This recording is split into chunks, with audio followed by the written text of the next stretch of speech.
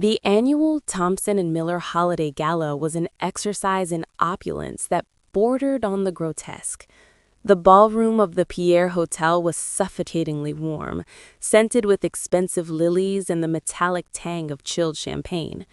For Clara, a 26-year-old junior executive assistant, it was less a party and more a surveillance mission.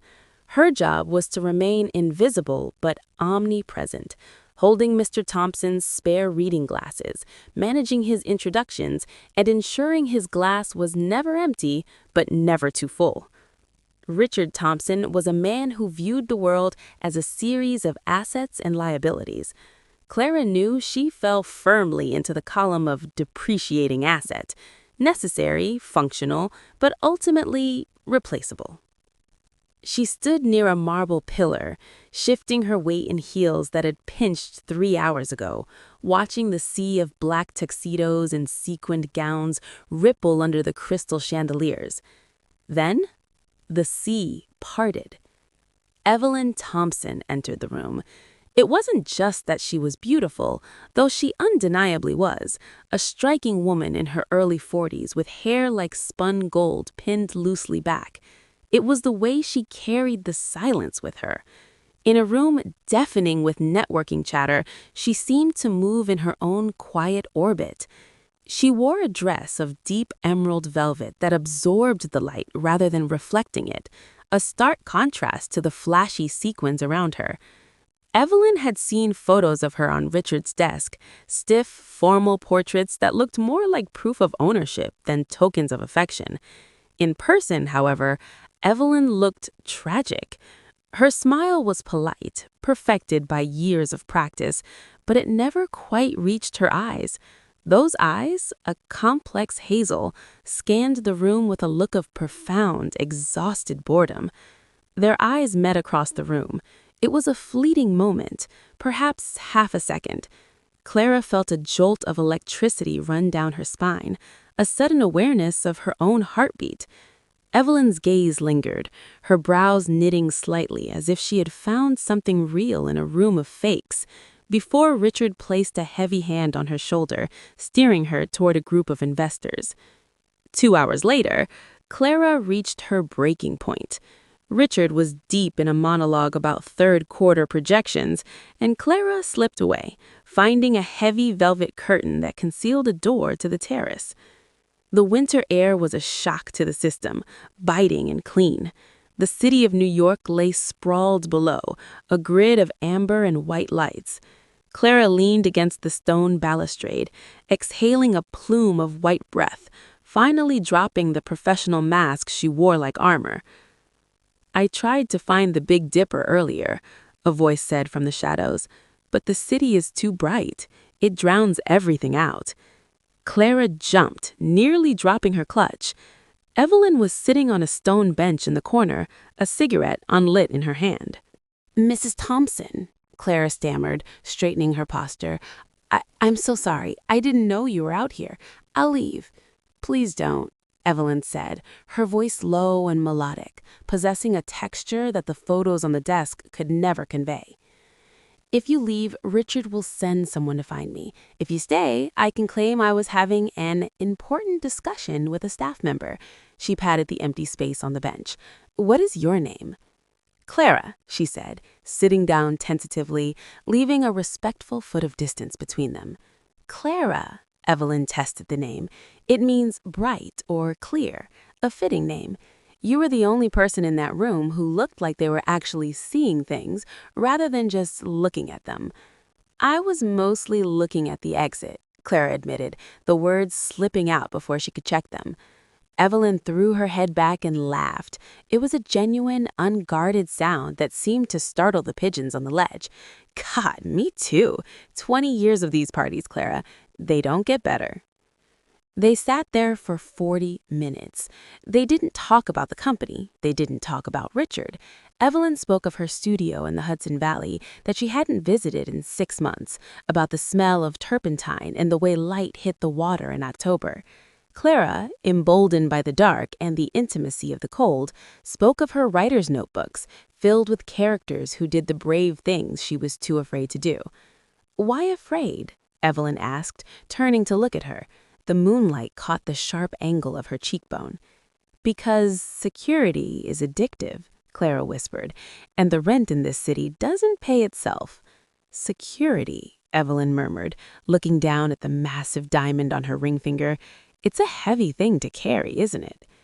When Richard eventually came barging out onto the terrace, his face flushed with wine and irritation, the spell broke. But before Evelyn stood up to rejoin her husband, she brushed her hand against Clara's arm. The velvet of her sleeve was soft, but the heat of her skin underneath seared through Clara's blazer. "Thank you, Clara," she said softly, "for the air." The dynamic in the office shifted, though only Clara noticed it at first. The gray walls of the corporate suite felt tighter, the fluorescent lights harsher. Every time Richard barked an order or dismissed her work with a wave of his hand, Clara felt a new surge of resentment, not just for herself, but for the woman who had to go home to him. 3 weeks later, Evelyn appeared at the office. This was unprecedented. Evelyn usually avoided the headquarters at all costs. Yet, there she was, walking past the rows of cubicles, holding a portfolio. She walked straight to Clara's desk. "Mrs. Thompson," Clara said, standing up too quickly, her chair rolling back with a clatter. "Evelyn, please," she corrected with a warm smile. "Richard mentioned the lobby needed new art. I told him I'd scout some local galleries, but—" She lowered her voice, leaning over the desk. The scent of sandalwood and rain clung to her. "I realized I have terrible taste in corporate aesthetics. I was hoping I could borrow his assistant for an hour to offer a younger demographics perspective." It was a lie, a beautiful, transparent lie. I would have to check with Mr. Thompson," Clara said, her heart hammering. "Oh, I already told him I'm stealing you," Evelyn said, her eyes dancing. "Get your coat, Clara." That afternoon was the beginning of a double life. The art consultation turned into coffee at a tucked-away cafe in Chelsea. The coffee turned into walks through the High Line Park. They fell into a rhythm. Every Tuesday and Thursday, Evelyn would invent a reason for Clara to be out of the office. In those stolen hours, the hierarchy of boss's wife and assistant dissolved. They were just two women starving for connection. Clara learned that Evelyn had stopped painting because Richard called it a quaint hobby that distracted from her duties as a hostess. She learned that Evelyn felt like a ghost in her own penthouse. In turn, Evelyn read Clara's short stories, wearing reading glasses she kept hidden from Richard, offering critiques that were insightful and tender. "You write about freedom a lot," Evelyn noted one afternoon in February. They were sitting on a park bench, watching the gray slush melt on the sidewalk. "I guess we write what we want," Clara said.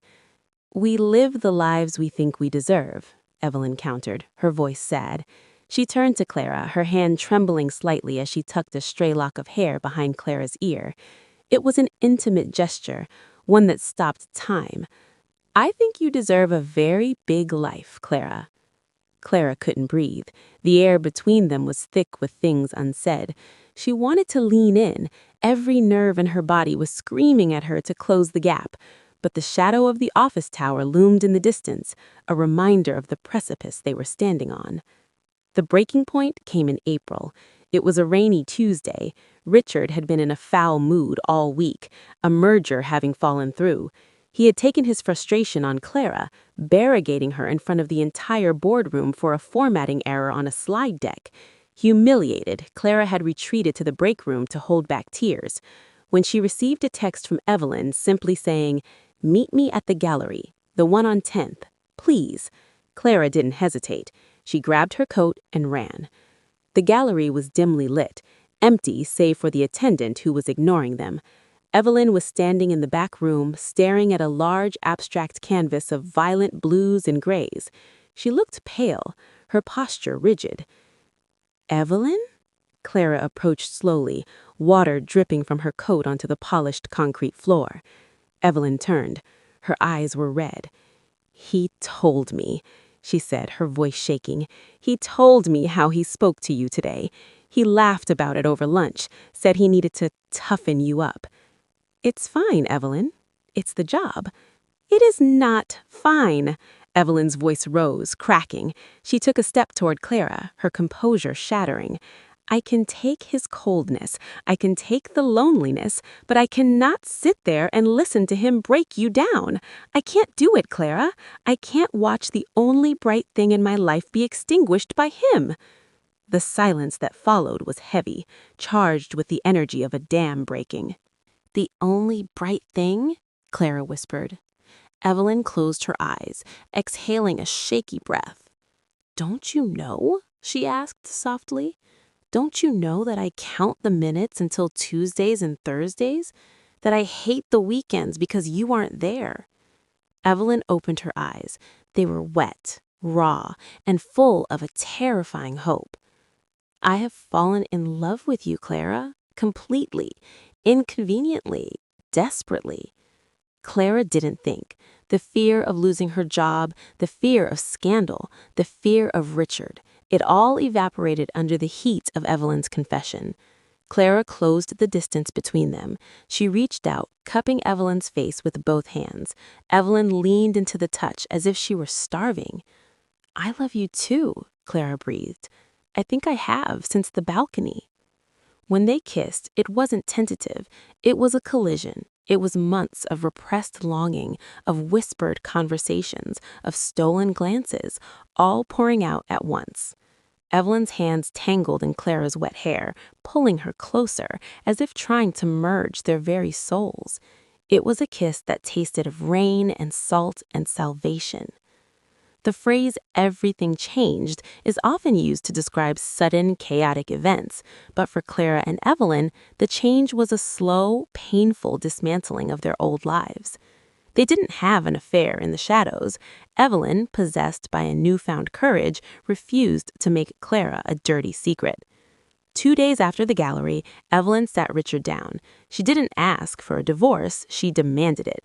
She told him she was in love with someone else. The fallout was nuclear. Richard Thompson was not a man who lost gracefully. He fired Clara within the hour of finding out who the someone else was. Security escorted her out of the building with a box of her belongings, while her former colleagues stared in confused silence. But the retribution didn't stop there. Richard froze joint accounts. He threatened legal action against Clara for breach of contract, citing vague non-fraternization policies. He badmouthed Clara to every recruitment agency in the city. For 3 months, the world was dark. Clara was unemployed, her savings draining away like water in a cracked cup. Evelyn was in the midst of a vicious legal battle, staying in a hotel, cut off from the luxury she had known for 20 years. There were nights when they lay in Clara's small, drafty apartment in Queens, the sounds of sirens wailing outside. Evelyn, used to Egyptian cotton in silence, was now sleeping on a lumpy mattress. I ruined your life, Evelyn whispered, one night tracing the line of Clara's jaw in the dark. You have no job, no money, you're blacklisted. Clara caught Evelyn's hand and kissed the palm. I was a zombie in a pencil skirt, Evie. I was sleepwalking. You woke me up. But this is hard, Evelyn said, a tear sliding into the pillow. It's real, Clara corrected. I'll take hard and real over easy and fake any day. And slowly, painfully, the wreckage began to clear. The divorce was finalized. Evelyn walked away with a fraction of what she was entitled to, just to end it quickly. She didn't care about the Hampton house or the stocks. She wanted the upstate studio and her freedom. Clara, unable to find corporate work, finally opened the notebooks she had been hiding.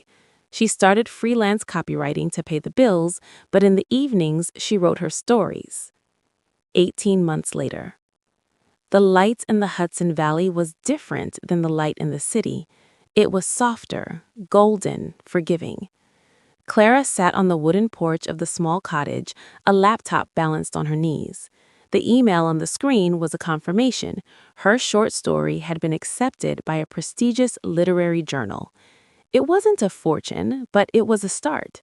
It was her name, in print, for something she created. She looked up. Through the large glass doors of the converted barn across the yard, she could see Evelyn. Evelyn was wearing paint-splattered overalls, her hair tied up in a messy bun that was falling apart.